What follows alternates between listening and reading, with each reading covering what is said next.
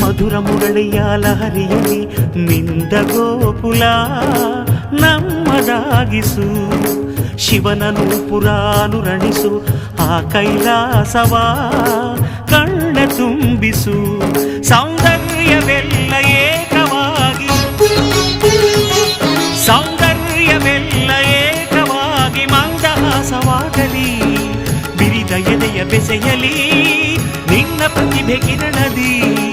ಅಳುವ ಆತ್ಮ ಅರಳಲಿ ಅನಂತ ಅನಂತ ಸುಖದ ತರಂಗ ಮೃದಂಗ ನುಡಿಸು.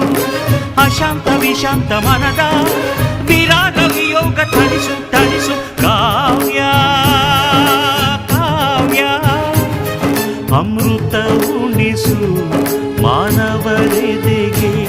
ಪ್ರೀತಿಯ ಉಣಿಸು ದಾನವರೆ